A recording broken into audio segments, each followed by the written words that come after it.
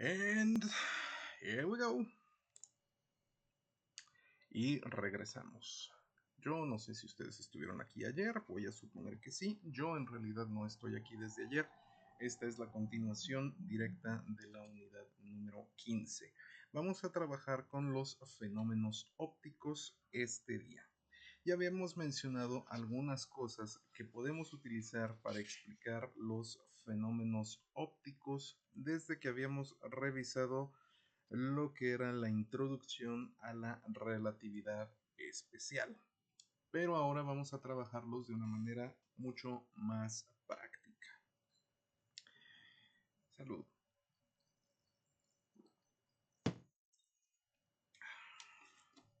Bien, vamos a comenzar con un hecho innegable e indiscutible. Y es que la luz siempre ha sido una de las cosas que más han preocupado a los físicos porque naturalmente los físicos son unos desocupados. Me consta. Bien. Antes de que se enojen los físicos, los matemáticos son todavía más desocupados y los ingenieros civiles son los más desocupados de todos. Explicaré eso un poquito más adelante. Bueno, los antiguos griegos intentaron comprender los problemas referentes a la rapidez de la luz, solo que ellos lo hacían con un sistema muy malo porque su sistema numérico carecía del número 0. El 0 es básico para poder realizar cálculos avanzados y ellos no tenían el 0. Bueno, los griegos discutían sobre si la luz se transmitía de manera instantánea de su fuente al observador o si tenía una rapidez finita. Esto es como el antiguo chiste ese de que es más rápido si la luz o el sonido, y no, lo que resulta más rápido es la diarrea, pero ese lo pueden investigar ustedes por su propia cuenta, que para eso están en internet. La polémica entre los físicos referente a la rapidez de la luz fue un tema abierto durante muchos siglos. Sin embargo, no fue sino hasta que la física experimental comenzó a trabajar que se empezó a hacer el primer trabajo práctico para obtener la velocidad de la luz. El primero que dio una evidencia de que la velocidad de la luz, su magnitud, era finita, fue un astrónomo danés de nombre Olaus Rømer, que vivió por allá por el año 1640 a 1700 y fracción. Rømer basaba su teoría en la observación de los eclipses de una de las lunas de Júpiter. Al igual que el Sol con la Tierra y la Luna, Júpiter tiene una interacción con el Sol y con sus propias lunas, y esto provoca eclipses. Las lunas de Júpiter se ocultan, o sea, se eclipsan tras el planeta con una frecuencia constante que nosotros podemos confirmar. Rømer observó que se daban periodos más cortos cuando la Tierra se acercaba a Júpiter que cuando se alejaba. Atribuyó este efecto a la rapidez de la luz y estimó que la luz que llegaba desde Júpiter tardaría aproximadamente 960 segundos en cruzar la órbita de la Tierra. Sin embargo, hubo un ligero inconveniente, y es que no sabía cuál era la órbita terrestre. Era nuestra gran incógnita, nuestra X. Y al no tener una X, pues sencillamente no podía saber Homer si estaba en lo correcto. Homer, por esa gran incógnita, tampoco pudo dar un valor a la rapidez de la luz, pero sí fue capaz de establecer de manera definitiva que la rapidez de la luz es finita porque se tarda un cierto tiempo en llegar desde la fuente hasta el observador. Siempre hay un tiempo.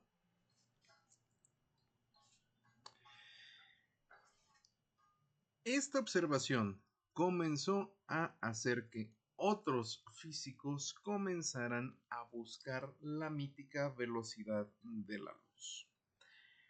Uno posterior a Homer fue Hipólito Fizeau.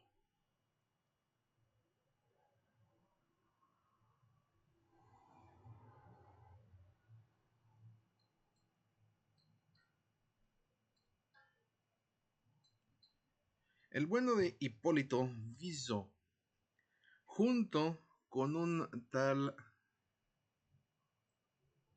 León Foucault,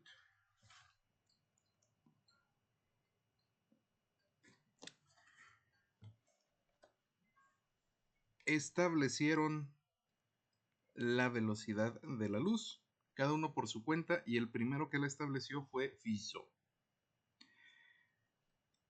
Fizeau se limitó a hacer un experimento físico muy sencillo y fácilmente replicable. Fácilmente por alguien que tenga los recursos. Fizeau colocó una rueda dentada delante de un haz luminoso que recorría el trayecto de ida y vuelta entre la azotea de su casa y la ventana de una casa sobre una colina alejada, de modo que los dientes bloquearan la luz y los espacios intermedios la dejaran pasar. Una rueda dentada, voy a hacer el acercamiento de aquí de una pequeña parte de la rueda, es una cosa como esta.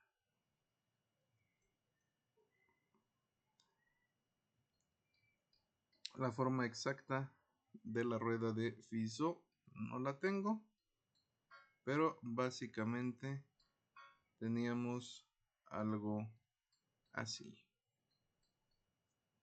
Unos de estos cuadros estaban bloqueados y los otros no lo estaban.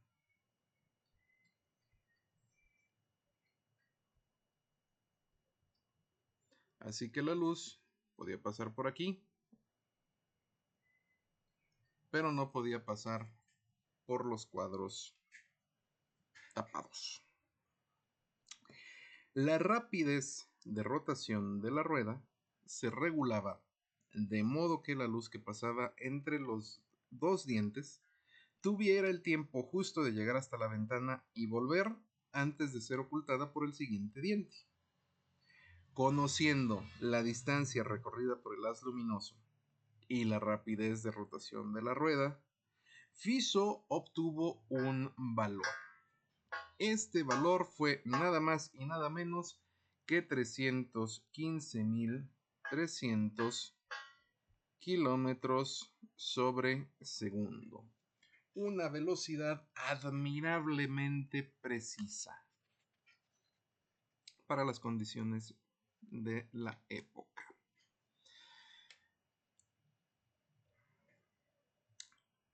Las mediciones que se obtuvieron en ese tiempo iban más o menos con un mínimo de 295.000 kilómetros sobre segundo y el valor más aceptado en ese tiempo era de 313.300 kilómetros sobre segundo, que no sabemos que está equivocado. El valor que normalmente le asignamos a la luz en estos degenerados tiempos es de 298.000 kilómetros sobre segundo, pero para los cálculos que realizaremos aquí vamos a dejar un valor de C igual a 300.000 kilómetros sobre segundo.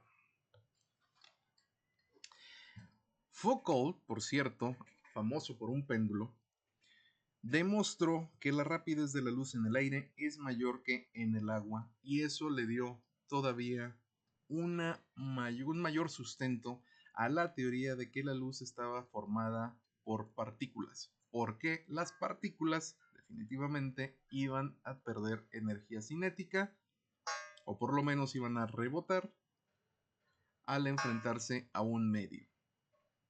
Y por eso la luz se podía transmitir en el vacío y se tardaba más en transmitirse por el aire y se tardaba todavía más en transmitirse por el agua y así sucesivamente. Muy bien. Ahora, dejando de lado la velocidad de la luz, nosotros tenemos que pensar en las ondas y los rayos de luz como una forma por la cual propagar la luz. Esto es un tanto cuanto complicado. La mejor manera que ustedes pueden verlo es visualizando una superficie continua donde todos los puntos alcanzados por el movimiento ondulatorio tienen la misma fase. Sé que no lo van a entender, no es fácil imaginarse eso, porque estamos trabajando con un proceso en tercera dimensión y nosotros únicamente somos capaces de visualizar dos, porque así está hecho nuestro cerebro y nos toma mucho trabajo entender más allá de las dos dimensiones que podemos observar. Por eso es tan fácil dibujar y en cambio es tan difícil esculpir, comparativamente hablando. Requieres entrenamiento. Bueno, voy a tratar de hacer algo más o menos que se puedan ustedes imaginar el asunto. Vamos a suponer un conjunto de rayos que parten de una misma fuente. Si nosotros no tenemos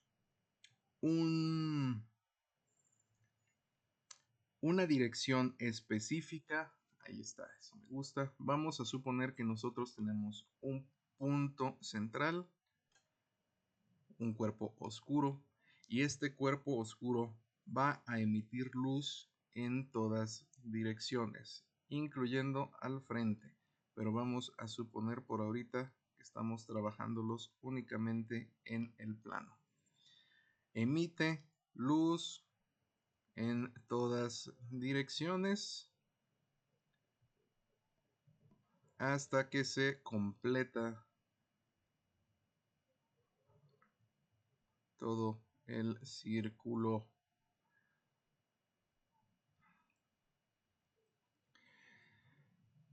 Esto podemos imaginarlo como rayos, por el hecho de que la naturaleza de la luz es en forma de partículas, pero también podemos imaginarlo en forma de ondas. ¿Por qué? Porque todos los rayos, absolutamente todos los rayos, van a estar trayendo la misma velocidad. ¿Cómo simulamos nosotros, cómo visualizamos esta misma velocidad desde nuestro antiguo origen? Fácil. Nosotros vamos a tener una onda que se va expandiendo. Todo lo que se encuentre al interior de esa onda salió al mismo tiempo del origen. Los rayos son perpendiculares a los frentes de onda. Los rayos son líneas radiales que apuntan hacia afuera desde la fuente. Y el frente de onda, cuando tiene suficiente distancia, se empieza a volver plano. Nosotros vamos a pasar de una curva a una curva a una curva a una curva, y cada vez mientras más bajamos, esta curva se asemeja más a una línea recta. Este segmento de recta es una de las cosas que los matemáticos dicen que permite trabajar en nuestras coordenadas polares y nuestras coordenadas cartesianas. Básicamente, que una recta es en realidad el segmento de un círculo con radio casi infinito o infinito, de hecho. Mucho más complicada la definición que simplemente trazar un punto y dejar una línea en el espacio, pero yo confío en los matemáticos porque al fin y al cabo ellos saben más de matemáticas que yo, que soy un simple ingeniero civil. Para efectos prácticos, sin embargo, esto significa que los rayos que nos están llegando aquí a estas alturas del partido son prácticamente rectos. No son rectos, son prácticamente rectos, son prácticamente paralelos y si se pudiera llegar a medir si tienes la distancia adecuada. Esa es la razón, la causa, el motivo o la circunstancia que permitió medir con admirable precisión el diámetro de la Tierra. Y solo requirió 2 palitos y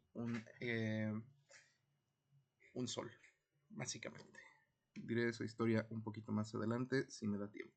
Bueno, entonces, un frente de onda será la superposición continua de todos los puntos alcanzados por el movimiento ondulatorio en el mismo instante, en la misma fase. Dado que tenemos al mismo tiempo una onda y una partícula, entonces podemos aprovechar las dos partes que componen a la luz para realizar un cierto trabajo con ello. Básicamente, me estoy refiriendo al proceso de reflexión. La reflexión es el proceso mediante el cual una onda retorna al propio medio de propagación después de incidir sobre una superficie.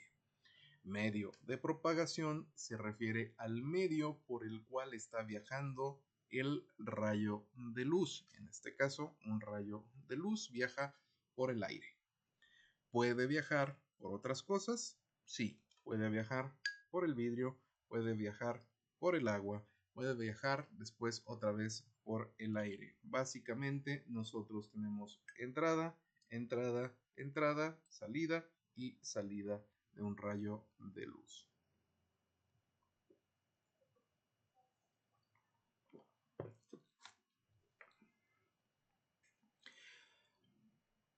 La reflexión es el proceso mediante el cual una onda retorna al propio medio de propagación después de incidir en una superficie. ¿Cuál superficie es ideal para la reflexión? Un espejo. Cuando una onda incide, o sea, golpea sobre la frontera de un medio diferente, generalmente una parte de la energía penetra en el segundo medio y la otra parte se refleja. No hay espejos perfectos. Si nosotros tuviéramos un rayo que entra aquí, nosotros veríamos en el interior que el espejo está formado en realidad por unas pocas capas de vidrio. Lo que vamos a ver es que una parte entra y rebota, pero hay otra que continúa y rebota un poquito después e incluso puede llegar a ser absorbida. Y todavía tenemos otra que entra más profundo y se tarda todavía más en salir.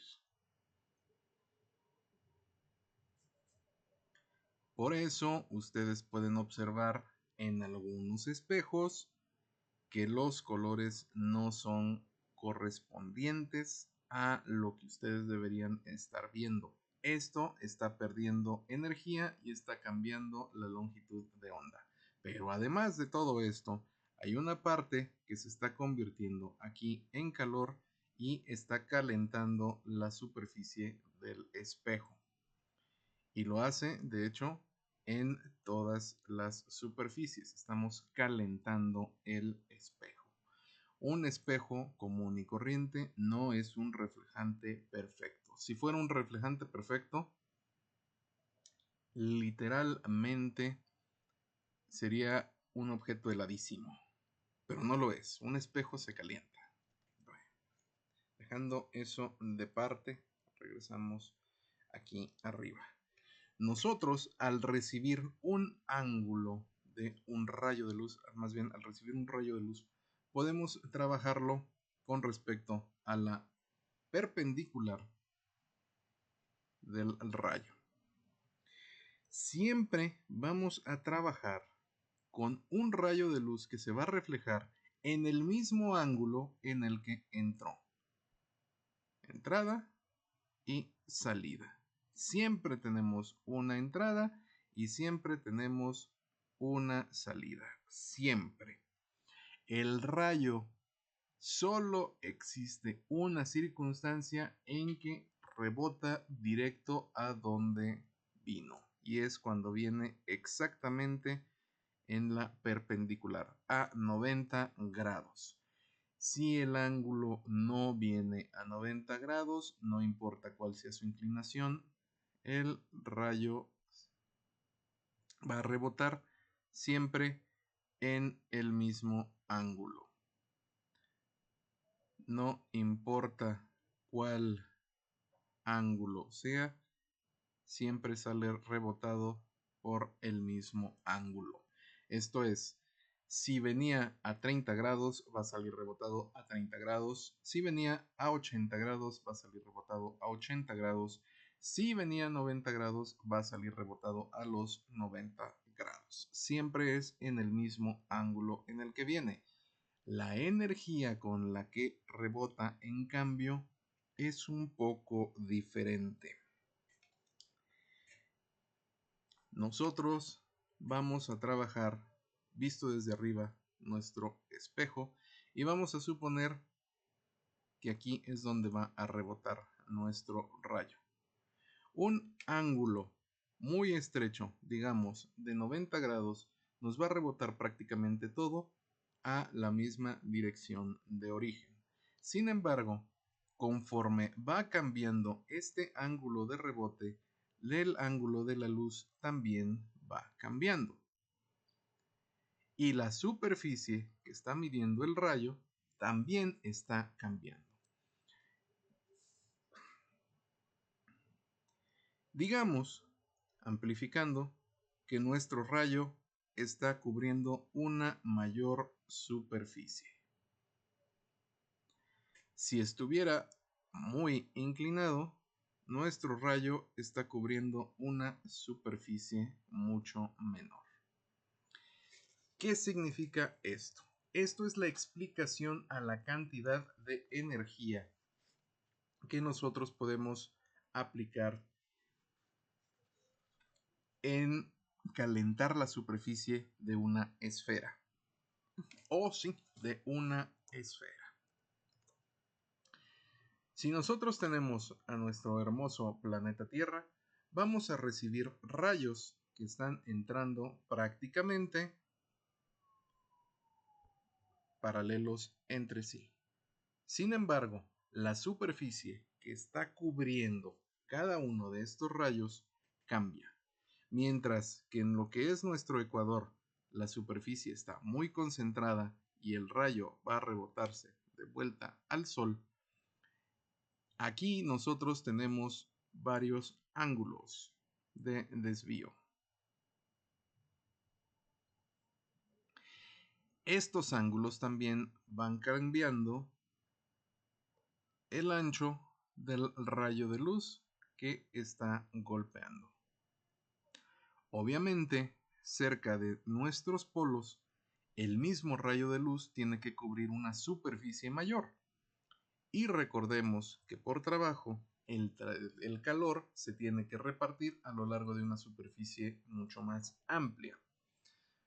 Si el mismo rayo de luz tiene que cubrir una superficie más amplia, tiene que hacer menos trabajo en la superficie y por tanto se calienta menos. Esa es la razón por la cual existen polos helados en nuestro cuerpo y por qué siempre hace mucho calor en las zonas ecuatoriales.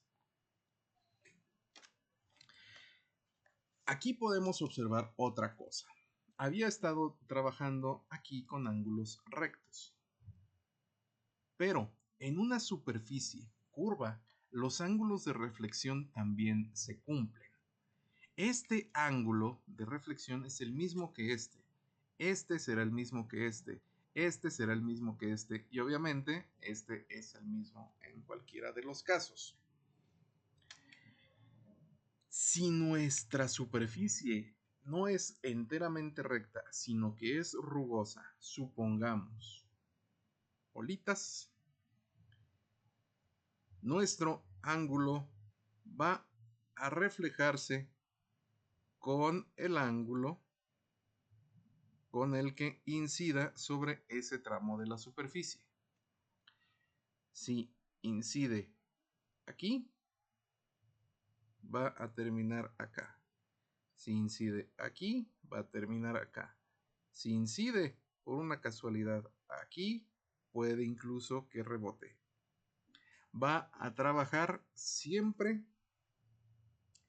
con el mismo ángulo con respecto al punto donde realizó su reflexión. Hay dos leyes básicas para la reflexión. 1. El rayo incidente, el rayo reflejado y la normal en el punto de incidencia se encuentran todas en el mismo plano.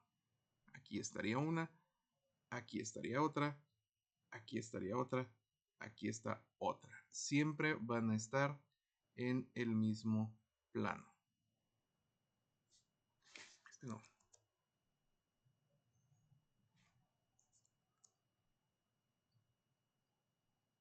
Aquí, ahora sí. Siempre van a estar en el mismo plano. Y 2. Segunda ley. El ángulo de reflexión es igual al ángulo de incidencia y siempre está opuesto a la normal. Entonces, eso lo podemos ver clásico aquí. Esto es un rayo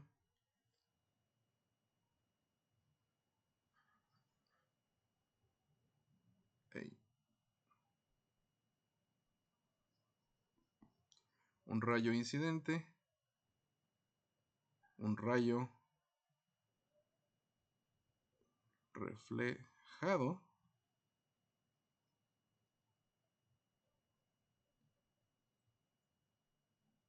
y aquí está nuestra normal. Y este ángulo alfa siempre va a ser igual al ángulo beta. No únicamente podemos contar con la reflexión especular, o sea, en un espejo. También tenemos una reflexión difusa. Llamaremos reflexión especular a la que tiene lugar en una superficie lisa, como un espejo. En la reflexión regular o especular, los rayos reflejados siempre son paralelos entre sí. En un espejo te ves exactamente igual, la única diferencia es que, entre comillas, tu eje de simetría está inverso. Tu derecha será en realidad la izquierda de tu reflejo, tu izquierda será en realidad la derecha de tu reflejo. Si varías un poco la forma del espejo, puedes lograr que la parte de arriba sea la parte de abajo. Y si tienes un espejo parabólico, puedes convertir la superficie del espejo en otra cosa. Incidentalmente, la reflexión difusa es la que tiene lugar en una superficie rugosa.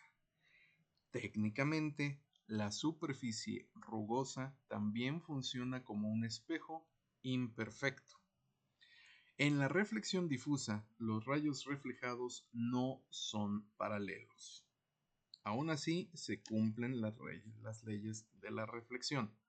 ¿Qué es lo que puedes observar en una superficie rugosa?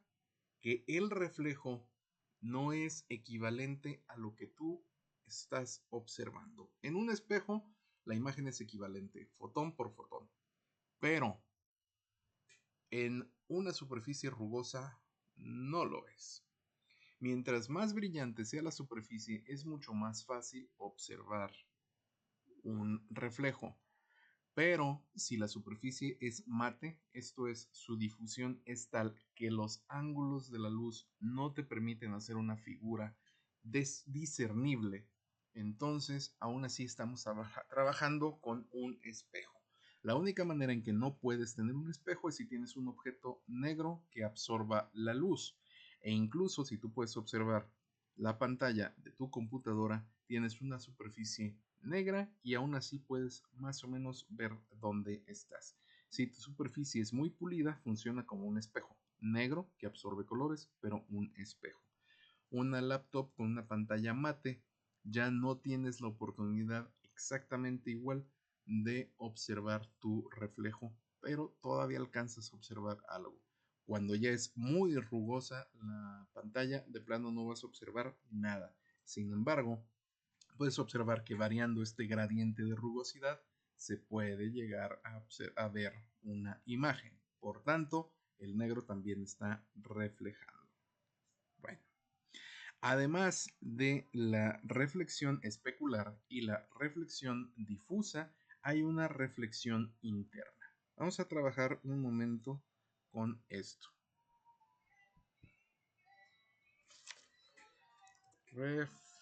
Bueno, voy a hacer de una vez la F bonita.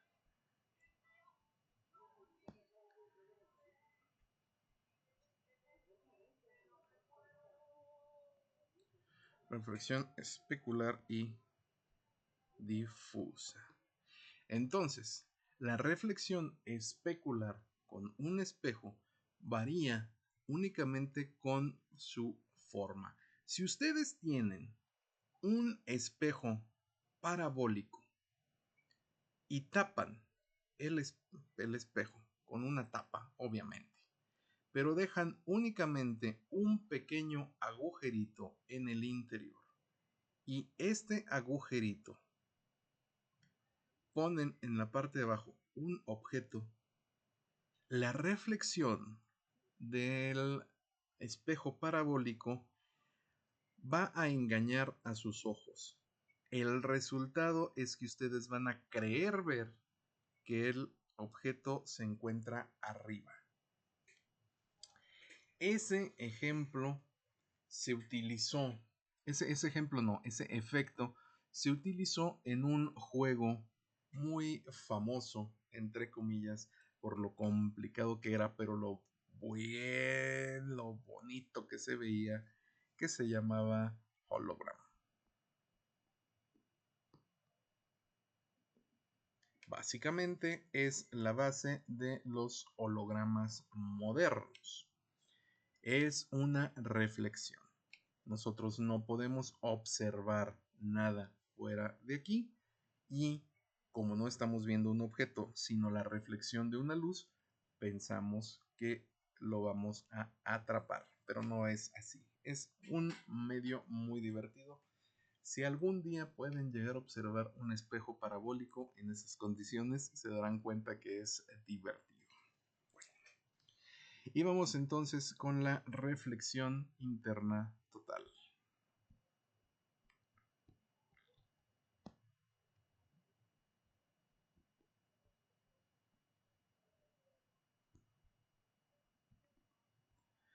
Esto se produce cuando un rayo de luz incide en una frontera y se regresa totalmente al mismo medio. ¿Qué es una frontera? Imaginemos nosotros un cristal. Nosotros vamos a tener un cristal aquí y un cristal acá. Y en el interior, por alguna extraña razón, generamos nosotros una luz. Vamos a suponer un efecto cristal rápido, un LED. Si nosotros tenemos una fuente de luz, se va a dar un caso muy curioso. La reflexión interna total va a ocurrir cuando el rayo de luz permanece totalmente en el mismo medio.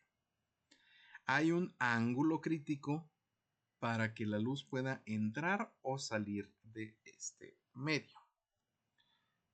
Si la luz sale perfectamente perpendicular con respecto a la frontera, lo más probable es que salga. Si se presenta en un ángulo, puede darse el caso de que una parte de la luz salga y otra rebote. Por tanto, la luz que sale será mucho más débil.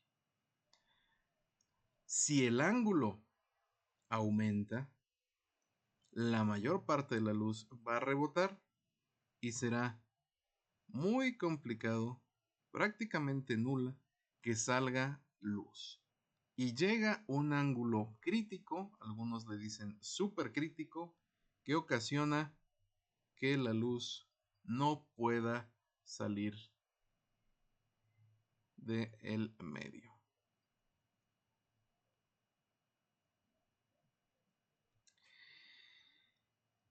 Este ángulo crítico se forma entre el rayo incidente y la normal. En el caso específico del agua, el ángulo es de 48 grados sexagesimales.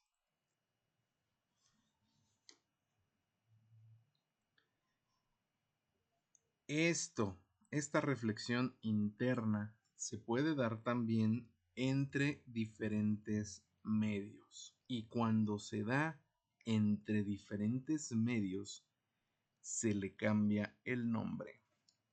Ahora nos vamos a referir a esto como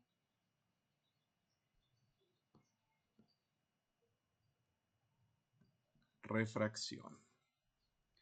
La refracción es el proceso por el cual un rayo que incide en una superficie cruza una frontera que tiene dos medios diferentes de propiedades, dos medios de diferentes propiedades ópticas. Ahora sí. Dos medios con propiedades ópticas diferentes. Eso es lo que quería decir, caramba. En general, aunque no es una regla establecida y mucho menos es ley, el índice de refracción de una sustancia transparente más densa es mayor que el de un material menos denso. Y por tanto, la rapidez de la luz es mayor en la sustancia de menor densidad. La rapidez de la luz será menor en una sustancia más densa. Le toma más trabajo pasar.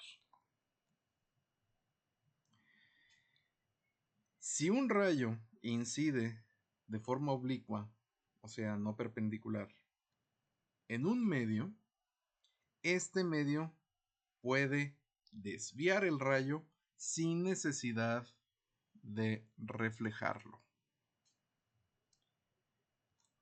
Para un observador situado en un medio menos denso, digamos nosotros en el aire, un cuerpo situado en un medio más denso, como el agua, va a aparecer más cerca de la superficie que está en realidad, de la superficie de lo que está en realidad. Ya está ahora.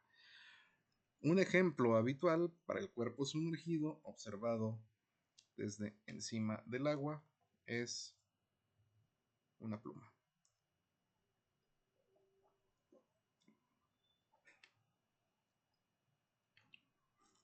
Aquí tenemos la pluma en el aire,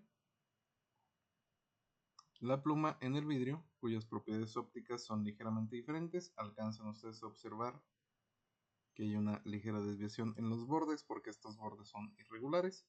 Luego tenemos mayor desviación en el interior. Y finalmente en el agua. Observen ustedes la desviación que se da en el aire y la que se da en el agua. Las propiedades ópticas son completamente diferentes. Y sin embargo, todas siguen las mismas reglas. Espero que ustedes aprecien el sacrificio que hice para dejar mi agüita intomable. Bueno, ¿para qué nos sirve la refracción? Podemos aprovechar las propiedades de la refracción para trabajar con lentes. Si nosotros tenemos un medio poco denso, supondremos el aire, y hacemos que entre en contacto con un medio más denso, supondremos el vidrio, y después que salga otra vez al aire, ya vimos que las propiedades del vidrio hacen que cambie la forma del rayo de luz. Nosotros podremos trabajar entonces con esa ventaja. Voy a suponer una serie de onditas que vienen entrando de esta manera, y entonces al momento de entrar el vidrio, nuestra reflexión interna total está haciendo un cambio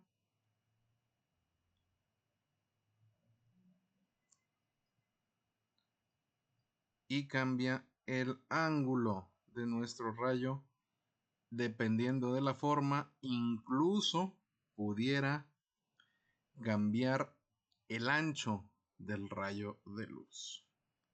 Y luego vuelve al aire, donde queda más o menos parejo.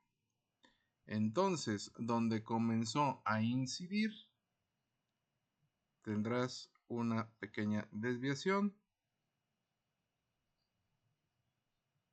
más o menos así se vería muy exagerado.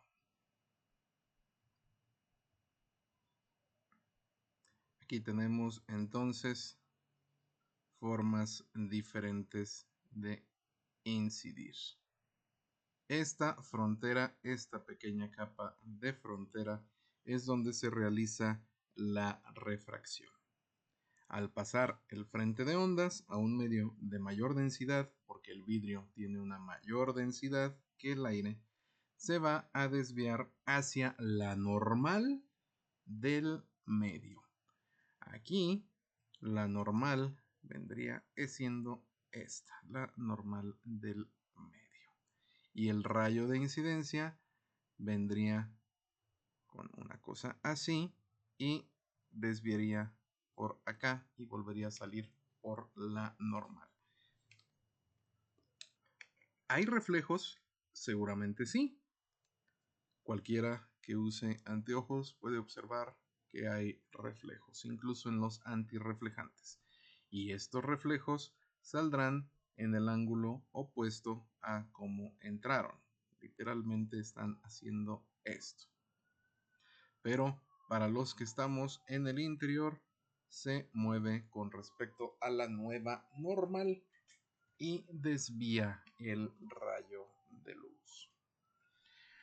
Este es un ejemplo muy exagerado. Muy probablemente lo que haga es que va a seguir un ángulo con respecto a la normal. Y este ángulo, bueno, le voy a cambiar el color. Este ángulo presente una refracción y una reflexión interna, pero siempre coherente con los ángulos que ya teníamos. Bien.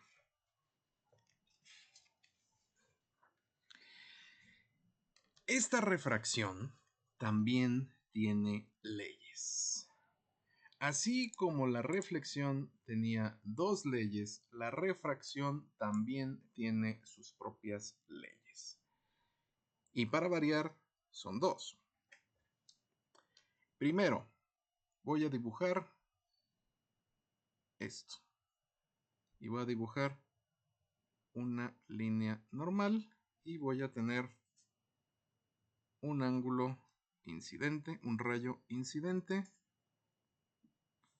y un rayo refractado.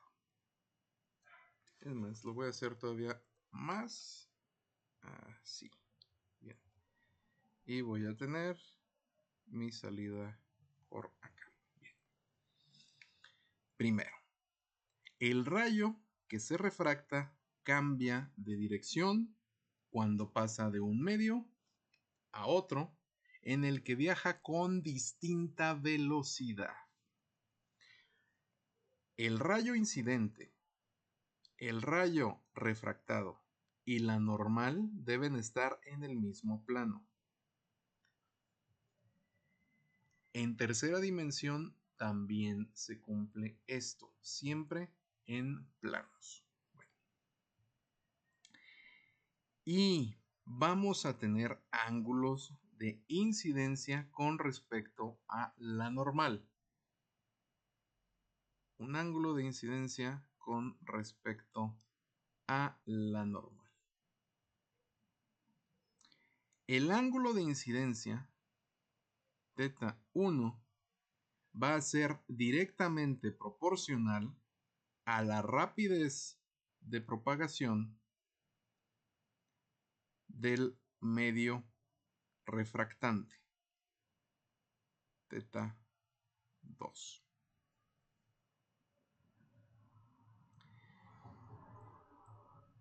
Esto lo podemos calcular. El ángulo que tenemos lo podemos calcular con respecto a los senos del ángulo de incidencia θ 1 y de refracción θ 2 respecto a la normal. Siempre serán directamente proporcionales a la rapidez de propagación de la luz en los respectivos medios. La rapidez de la luz B1 y la rapidez de la luz B2. Esto se conoce como la ley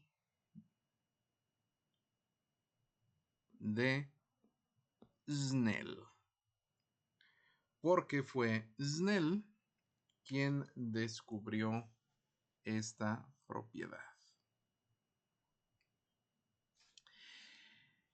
Esto podemos calcularlo con respecto a una pequeña fórmula.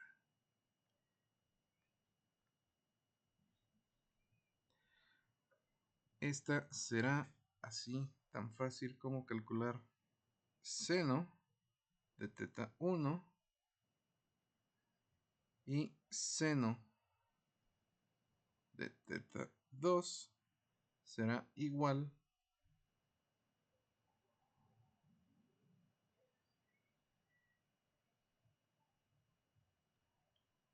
a, ¿dónde lo dejé?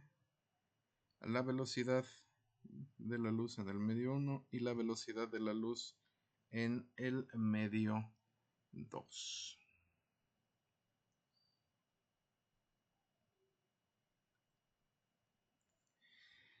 La ley de Snell, también conocida como la ley de Snell-Descartes, debe su nombre al matemático holandés Willebald Snell van Rooyen. Y este nombre me gusta tanto que si algún día tengo un hijo no le voy a poner así. Willebald Snell van Rooyen. Holandés.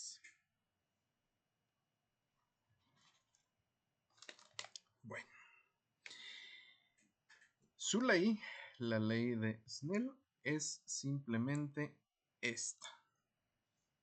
Hay una relación entre los senos de los ángulos que es igual a la relación entre la rapidez de la onda en los diferentes medios. Así podemos tener un índice de refracción.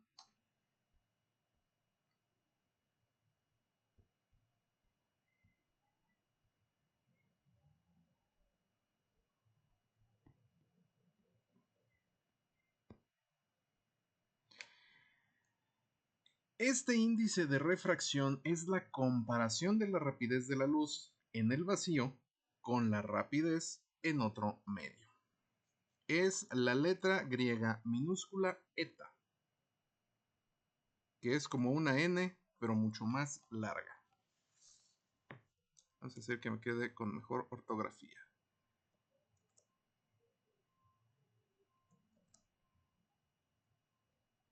Ahora sí, esta es la letra eta. Eta es exactamente igual a C sobre B, donde C es la rapidez de la luz en el vacío y B es la rapidez de la luz en cualquier otro material. Le voy a poner, porque si soy de versátil, eta minúscula es el índice de refracción. C, que es una C cursiva, es velocidad de la luz en el vacío. Y la V, que es una V normal, es la rapidez de la luz en el medio ambiente.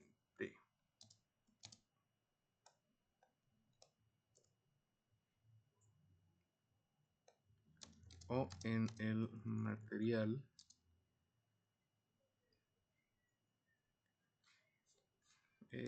¿dónde está?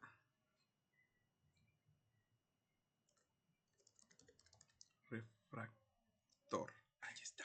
Ahora sí. Entonces, nuestro índice de refracción es una eta minúscula y se calcula como la velocidad de la luz en el vacío sobre la rapidez de la luz en el medio ambiente o en el material refractor. Algunas rapideces así básicas de la luz. En el vacío,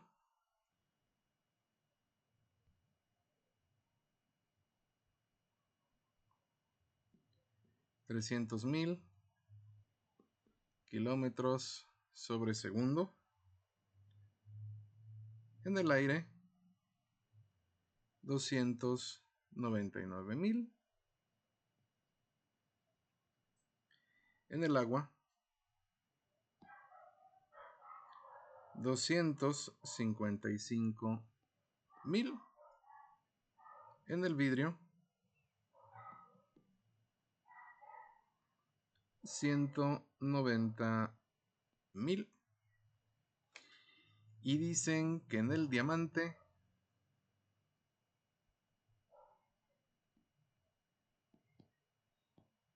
es de 124,000. La luz, al pasar de un índice de refracción mayor a uno menor, vuelve a tomar la velocidad del mayor. Si la luz pasa del vidrio al agua, entonces se acelera de 190,000 a 255,000. Si pasa del vidrio al diamante, entonces baja de 190,000 a 124,000. Okay. Y así sucesivamente. Vamos a hacer un supuesto. A guardar. Si nosotros tenemos entonces que nuestra eta es igual a nuestra C sobre B. ¿Cuál será el índice de refracción entre el vacío y el agua? Sabiendo que la luz es de 300.000 kilómetros por segundo y la velocidad en el agua es de 255.000 kilómetros sobre segundo. Básicamente calculamos todo esto y tenemos una eta de 1.17. O sea, la luz es 1.17 veces más rápida en el vacío que en el agua. La luz es 1.6 veces más rápida en el aire que en el agua. Así de sencillo se calcula todo esto. El principio de Fermat. Vamos a trabajar, sí, ya para terminar voy a trabajar todavía con la reflexión del principio de Fermat del tiempo mínimo. Fermat, ya lo había dicho yo cuando estuvimos trabajando con la rapidez de la luz. Fermat dice que el camino que sigue un rayo de luz para ir de un punto a otro necesariamente será aquel que emplea un tiempo mínimo. No necesariamente es el de menor distancia, es el tiempo mínimo. Debe cumplir con las leyes de reflexión y las leyes de refracción, y por tanto el principio de Fermat y las leyes de reflexión y refracción son la explicación del mismo hecho desde dos puntos de vista diferentes.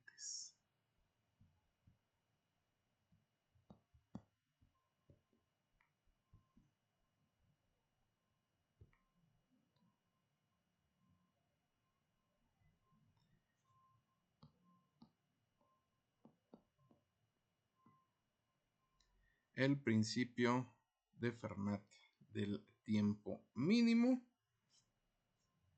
lo podemos ejemplificar con el paso de la luz del aire al agua. Como la luz viaja más rápido por el aire, debe intentar mantenerse a la misma velocidad de entrada, pero no puede. Forzosamente va a tardar más tiempo en propagarse antes de viajar al agua, donde viaja más despacio.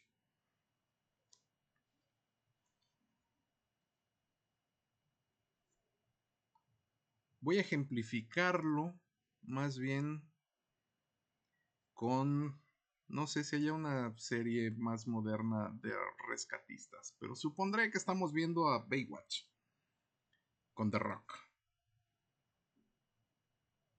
Nosotros tenemos un mar aquí.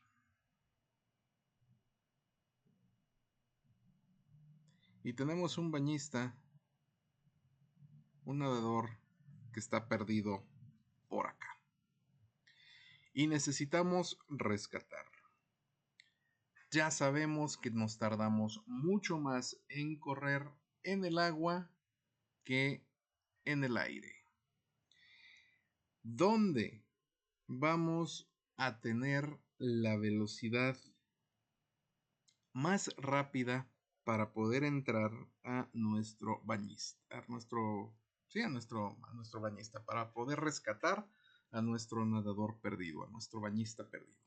El salvavidas puede realizar la opción obvia, que es ir en línea recta.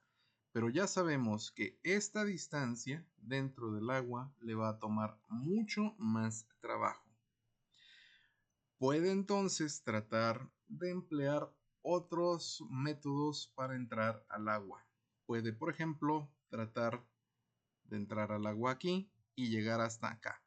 Forzosamente sabemos que aquí vamos a tardarnos muchísimo más. Por tanto, esta no es una opción viable.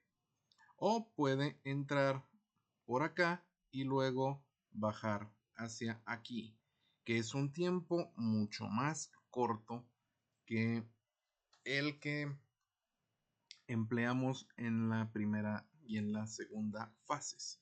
Todavía pudiera llegar aquí y hacer este recorrido aquí. Si ustedes fueran el bañista, si ustedes fueran la luz, más bien, porque ya no son el bañista, ustedes son el salvavidas. Si ustedes fueran el salvavidas, ¿cuál de estos recorridos es el que harían? Descartamos este, nos queda este y este. Uno de estos va a ser el que nos tome menos trabajo. Ese va a ser el principio de Fermat del tiempo mínimo. Vamos a tomar aquel que nos tome menos trabajo y muy probablemente sea este de acá arriba. Ahora, si no fuera un salvavidas, sino que fuera una foca, la foca se mueve mucho más rápido en el agua que el humano. En la arena se tarda mucho más que el humano. La foca, para llegar al agua, supongamos que acá está un apetitoso pescado, la foca elegiría esto para llegar acá. El salvavidas, para llegar al bañista, elegiría esto. Ese es el principio del tiempo mínimo. Así.